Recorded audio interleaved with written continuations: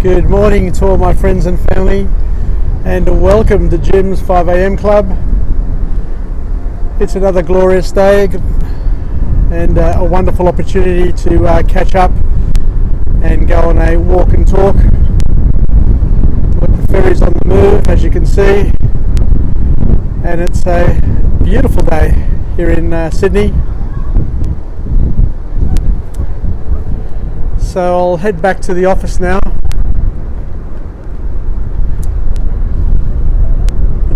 There's a bit of a chill in the air because there's been some snow. It's unseasonal, but like everything, variability is something that we treasure in our lives, and one thing for sure and for certain is that climate always has been and always will be variable, because if God made everything predictable and obvious, then life would be far too easy. We'd rest on our laurels and we wouldn't get very much achieved at all. So the variability in everything we do, the disappointments, the highlights, the windfall gains, the jackpots, all of those things are just part of life. So young people need to understand and appreciate that it's not unusual for things to be variable and unpredictable, because that's how things basically are. Always have been, always will be. So let's go on a bit of a walk and talk. We've got the Collaroy coming back round, heading to wharf number 3 to set its passengers down. And today we'll have a chat about a topic which is near and dear to my heart. So let's start walking and we'll chat away.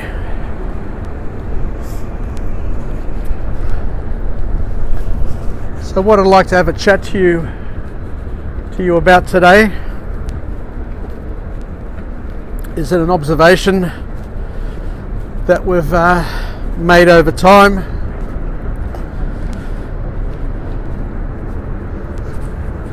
And I'll head down here. I'll head down the overseas passenger terminal.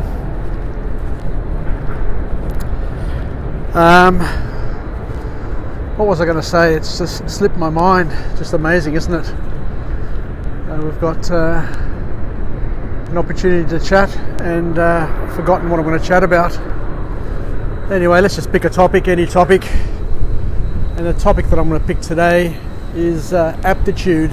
Let's talk about aptitude. A number of years ago, when I was a young school kid, I was very fortunate to have gone to a private school, Newington College.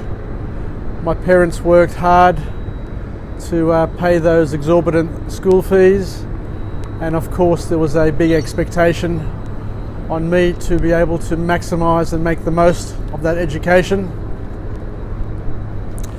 But I remember when I was in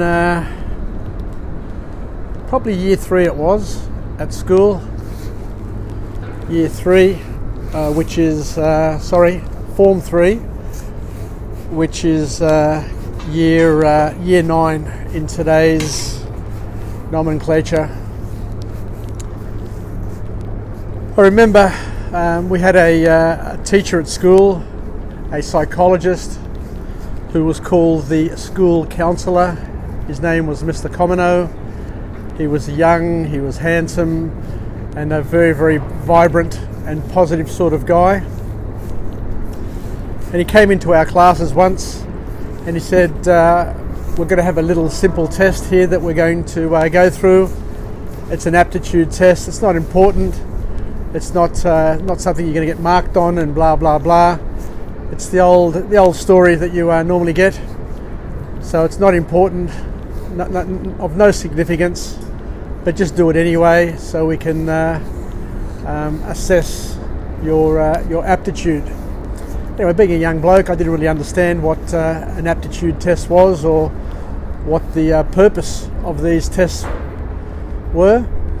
So as a normal 14-year-old or 15-year-old. I didn't take it too seriously, so the test came out.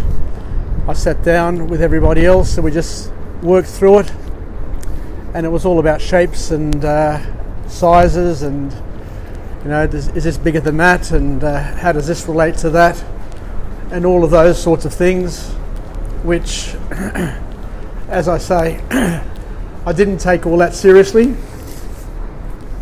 and I did it, finished it like everybody else, handed it in, and a few years later, I remember having a catch-up with Mr. Comino. I think it was in year 11, so a couple of years later, when I was in year 11 and about to go into year 12,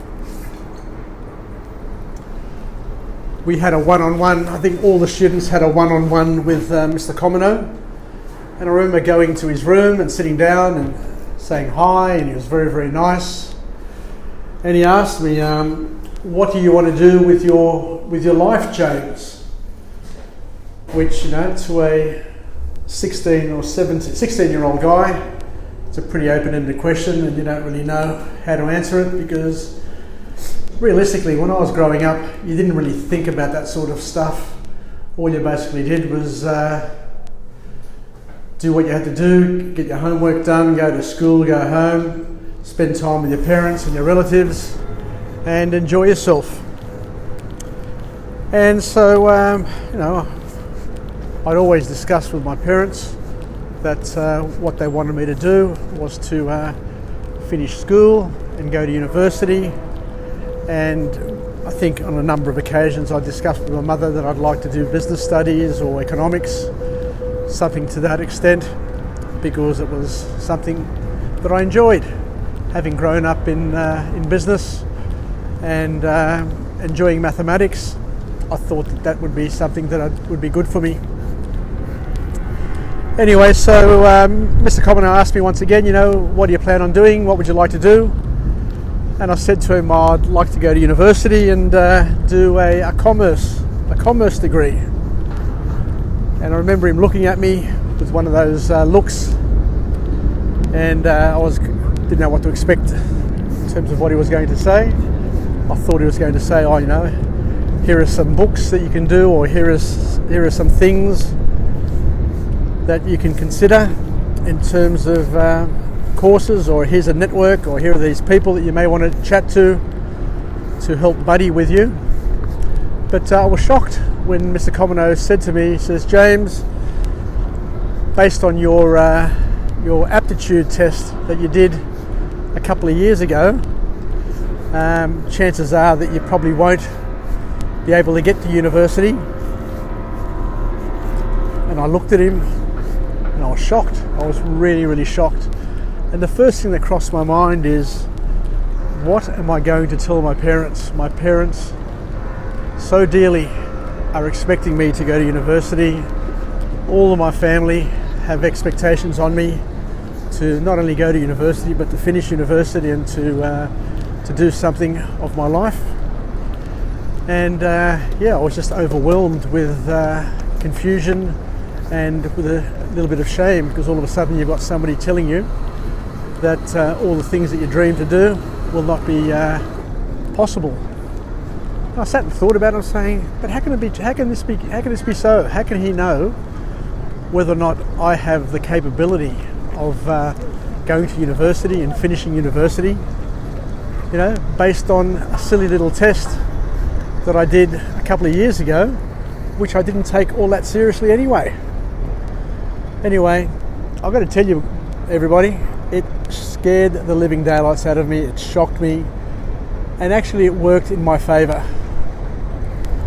The good thing about me, or the good thing about the way I respond, is whenever I'm under pressure, whenever somebody tells me I can't do something, I double down, I grit my teeth, and then I become so determined that not only can I do it, but I can do it 10 times over.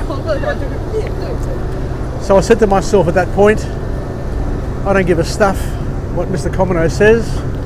or his tests suggest, but I'm going to go to university. I'm going to make my parents proud, and I'm going to get my commerce degree, and I'm going to go on to work and have a career and do all the things that I've ever dreamed to do, which, thank God, it worked in my favour.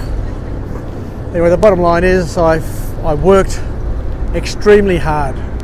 In year 11 and year 12 I studied my arse off and got to uni. I got into economics. I did my economics degree. Admittedly, it took me a little bit longer than most people to complete my degree. It took me 5 years to do a 3-year degree. And my children asked me later on, when I told them it took me 5 years to do a 3-year degree, they said, "Dad, did you do your degree part-time?" And they were being nice about it. They didn't really know me before they were born, of course. And I said, "No, guys, I didn't do it part-time. I did it good time." So I had a wonderful time at university. I made some great friendships, and I had a couple of years where I struggled to finish and get through my course, because I spent a lot of time socialising and having a good old time, just like most people do in their uni days. I wasn't entirely focused on studying, but I eventually got through and completed my degree and went on to spend 35 years in corporate Australia. So how do we use this? How do we use this? I guess the way we use it is, the most important thing to remember is that society and people and family and others around us can try and predict our future through tests and all of those sorts of things, but only we can determine our future through our actions, through our focus, and through the things that we do on a daily basis. So be bold. Don't be too bothered about test results, about what other people think or what other people believe you can or you can't do, because what is important and what counts is what you do and what you plan to do, what you choose to do, and what you actually do, because that will propel you to achieve your goals and your dreams. And the beauty is at the end, when you can look back over your life. And I did get an opportunity to catch up with Mr. Comino. I think it was at my 35th or 30th school reunion. I met up with him and I said to him, Mr. Comino, thank you very much for telling me that I wasn't going to ever get a chance to go to university or complete university. But I can tell you that motivated me to work my ass off and to do all that was needed to not only study hard enough to get a good HSC mark, but also enabled me to get to university, get through university, and also go on to work for some of the best corporations in the world and have a successful and very fulfilling career along the way. And he looked at me and smiled, and he said, "Look, at the end of the day, tests say one thing, but only we can determine our future." And I said, "Spot on." But let's finish off with a positive affirmation. I'm alive, I'm well, and I feel absolutely great. To my friends and family, stay connected, stay relevant, and most importantly to everybody, regardless of what everybody else says, regardless of what society predicts, only you through your action, through your dreams, and through your boldness can determine your future, of course with God's help. But get on with it, and don't let anybody steal your dreams or tell you that you can't do it, because it's in your hands, and if it's in your hands, you can do whatever you choose to do. Bye for now. Yasas, and until tomorrow, I'll see you again. Bye for now.